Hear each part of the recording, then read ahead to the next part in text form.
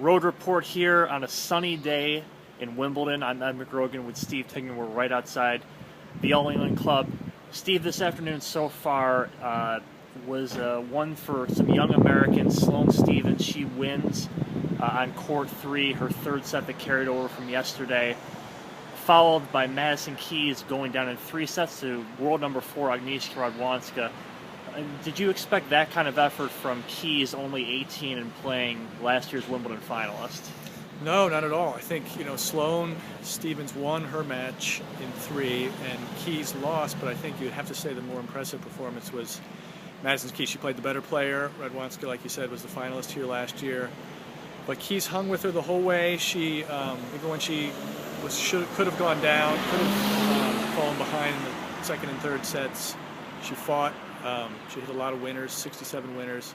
How was that serve that I think that's what a lot of people know of? She hit a lot of aces. That really helped her, and it sort of showed. I think more than anything, it showed her her grittiness, her fight when she could have sort of gotten discouraged, she didn't. And I think that's something maybe not everybody knew that she had in her, and I think that's a good sign. Yeah, and how about Radwanska herself? I mean, she's a player we've seen for a while. She gets put on a very small court for someone of her stature in the world, and do you think that had any effect on her? And just kind of talk about her play as well, the other half of this match. I doubt it. She doesn't have too much of a diva's mentality, but yeah, she was on court 3, one of the few top 5 seeds that you'll ever see out there. She made the final last year. Her problem is she's in the wrong half of the draw. She could easily make the final again if she would be the favorite to make the final again if she was in the other half where Sharapova and Azarenka lost. But she's on Serena's side. Chances are she'll play Serena in the semifinals again, a rematch of last year's final.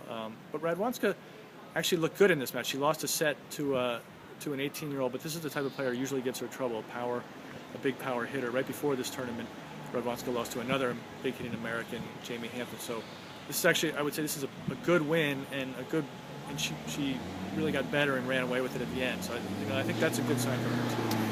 And word about Sloane Stephens, who I was out there for that third set. This is kind of like a break fest at Wimbledon. It was a very ugly third set here with Petra Setkovska, her opponent, really kind of letting Sloane off the hook, even though she led by a break early.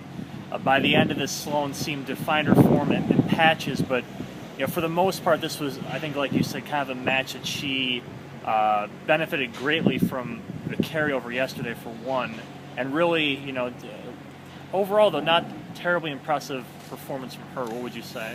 No, I think you put this more on Tchaikovsky giving her this match. She had the lead in the third set. She either got nervous or she just started to play poorly. There was a few really bad games in there. Sloane did get better at the very end. She played a bad second set that she lost 6-love, and then she sort of gave that one away. A win is a win, and she's in the 4th round of Wimbledon. And she's in the great half, and she's in the best half of the draw she could be, and she's potentially arguably one of the favorites to get to the much later rounds. Yeah, I mean, she's won a couple close matches now, and on that side, if you can just keep going, she could easily be in the final. Yeah, that's amazing to hear, but it's been a strange first week of Wimbledon, and we'll be back with the Road Report next week on Monday once every 4th round match is played. We're going to get the whole 3rd round in today with this very bright weather. So thanks again for listening, tennis.com.